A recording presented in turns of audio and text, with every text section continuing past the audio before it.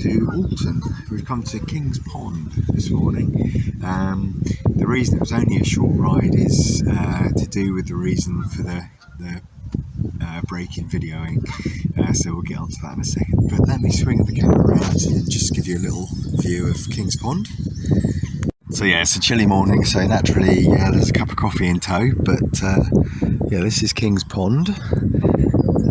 Canada geese evident. You can just about see the pond through the trees. I'll get another shot of that in a minute. But yeah, the reason for the delay in videos is just about visible in the distance in the car park. I expect you can probably guess what's happened, but we'll do some close-up in a minute. I'll give you some detail. Geese grazing, as they do.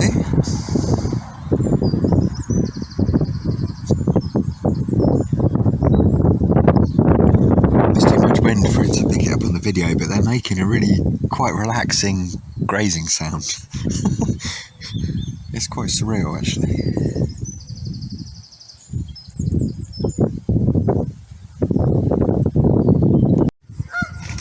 Yeah, so King's Pond here in Alton, Hampshire. I'm normally able to give you a little bit of info about a place's history before I come here. And although I've always, or pretty much always, lived somewhere around Hampshire, been here before, obviously, I can't actually remember the history of this pond. I'm pretty sure it was man-made, and it probably has something to do with the mill. I think there was a paper mill here or something, if I remember rightly. So it's probably got something to do with that, but I'll have a little investigate online and put some info up in the video. So apologies for that.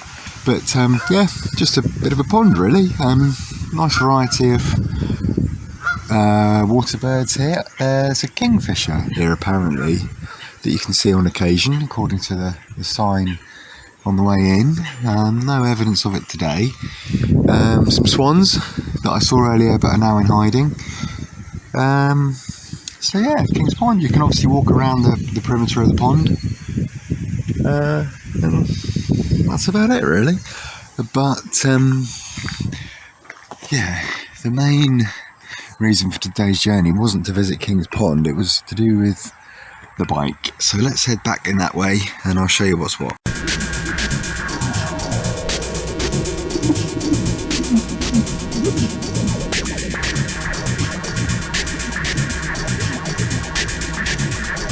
So yeah, I said the reason was to do with the bike, and it's probably going to shock some of you, but I've changed bikes. So my new machine is a Yamaha XJ6N. So let me just spin the camera around and give you a bit of a look. So I thought the ER5 was going to be there forever, to be honest, somewhat naively probably, but I'd had a few running problems, as you know. Which were probably nothing major really, but you know, as you know, I don't have a garage. I do all my work on the roadside, and it was getting to the stage where the carbs had to come off. You know, was it valves? You know, what was going on really? And I do a lot of miles. I've just started a new job as well, which is going to involve more miles on top of that. And you know, I needed something that was going to be a bit more reliable really. So it broke my heart, but the ER5 got sold last week. I delivered it over to the guy in Maidenhead, which isn't so far from me, about an hour and 20 I suppose, and he was over the moon, absolutely over the moon, with not just with the bike but with the work that I'd done on customising her and you know, the Hurricane fighter plane theme and everything. So I was so pleased that she was going to a good owner. But yeah, I picked up this Yamaha XJ6N at the start of the week. 2009 plate, very low mileage, 23,000 miles. It's done a few biggish trips around Europe. I think the guy said he'd been to Turkey on it actually. So although she's done some biggish trips, the sort of day-to-day mileage is quite low. And looking back on the old MOTs, some years you're looking at really only 400 or 500 miles. So, you know, very low mileage for the year. I mean, that can be good or bad, can't it? Because, you know, obviously a high mileage bike can bring its own problems if it hasn't been looked after, but equally a sort of very, very low mileage bike also can have problems, because no bike likes to sit, does it, for long. But this was one owner from new, with regular servicing, and he seems to have really looked after her. He's been running it on E5, which was a relief since she's been sat, and you know, been used. She hasn't been sat for years, but as I said, there were some years when the mileage was very, very low. So but yeah, absolutely chuffed. So we picked her up from London, North London, Palmer's Green, I think it was. So it's a fun ride back. Rides really well, lovely. Got a brand new MOT. The only advisories were fork seals. The stanchions are absolutely fine, but the seals are definitely leaking a fair bit, which, you know, is fair wear and tear. So I've got that booked in for a few weeks' time at my local shop mechanic. That's Just Motorcycles in Basingstoke, who do all the work that I can't do myself on my bikes. So yeah, it's booked in there for fork seals. And apart from that, no advisories at all. I mean, there's sort of surface rust in the places you would expect it to be on a bike that's 2009, so what's that, 14 years old. Obviously, you know, the rust in the places you would expect, but the rust that I can see is really only cosmetic surface rust. I mean, the exhaust is looking a bit ropey, but no problems, no advisories on the MOT apart from the fork seals. Came with this top box for free, which is a Yamaha official one. Massive capacity, actually. You can fit 2 lids in there. Josh and I both had our lids in when we went to Lumi's after we'd picked the bike up. No problem at all. So that'll come in very handy. Now, I've got the foot pump with me because that's the reason it was a short trip today. I noticed the other day when I was having a little look over the bike that I can't see it now. It must be on the road edge there, but I noticed a nail sticking out of the tread, or in the tread.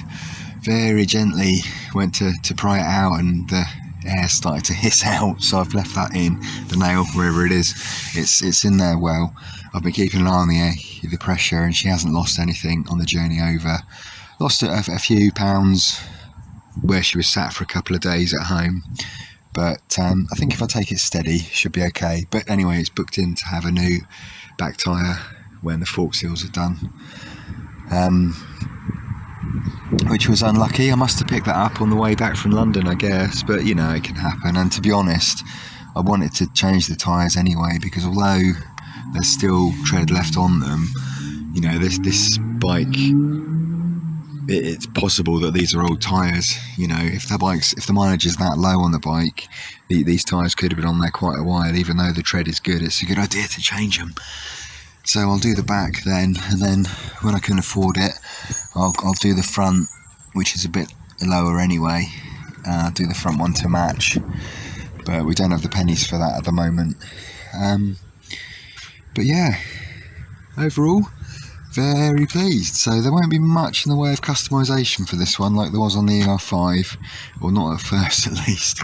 Of course, I've got my spirit bell on there because you absolutely have to do that if you've got it. And I've put one of my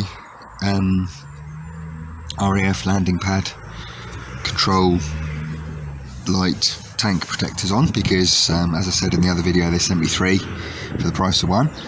So there were a few chips in the tank where it hadn't had a tank pad, so I've put that on just to protect it. So yeah, it's got the Yamaha box, and it's got a screen, but apart from that, it's, as far as I can tell, completely standard. I've never had a Yamaha. Well, I had a what did I have? I had a few years back, I had a 535, you know, the Virago, the sort of low rider style bike. I had one of those for a brief time, but apart from that, I've never had a Yamaha. So I wasn't sure what to expect really, but you know, I kind of compare this to my Bandit. I had a 2006 Bandit 650, which I got from new. a while back, and well, in 2006, and was it 2006 or 2009? Anyway, it doesn't matter. I got it from virtually new. I think it's a few months old, and this is all I can really compare this bike to. That Bandit, I absolutely loved that Bandit, and you really felt like you could ride it through anything, and it was really confidence inspiring. And this bike feels like it's going to be a bit like that. And the age of the bike and the finish and the style kind of reminds me of that bike. Oh, it came with heated grips, which I don't think I've ever had on a bike, which will be very nice in the winter. It's got all the stuff you'd usually expect for a bike of that age. Let me just see if I can do this with one hand. Hang on a minute, let me just do the clutch.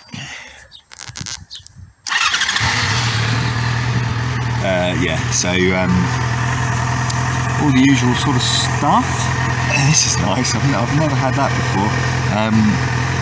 Water coolant, radiator temperature. So obviously when it hits 100, the fan kicks in, but she seems to run between sort of 70 and 100. Coming out of London, or sort of out of London, it was nearer sort of 80, 90, and then once we hit the motorway, she was dropping down to about 75, something like that, 80. Colder day this morning, so didn't really get much above the 70s on that short run anyway. It comes up with LO for low when you first switch on, so I normally let that kick into a number before I ride off. I mean, you do that anyway, don't you? Let a bike warm up before you ride it off. But yeah, temperature, fuel gauge obviously, which is very handy. Time, it's like a luxury thing, you know. It's got an immobiliser, all that good stuff. Various trip counters, trip A, which I've just put fuel in, so I've in the old habit of resetting that. Trip B, the odometer. Yeah, and that's that. So yeah, very happy indeed. Apologies for losing the ER5, because I know a lot of you had made some very kind comments about that bike, and I know a lot of people did appreciate the direction I was going in with the Hurricane fighter plane theme. So I admit that I've lost a bit of character, but needs must, and hopefully I can start a new journey with this bike. Tax disc holder, there you go. Been a while since I've needed one of them on a vehicle, but yeah.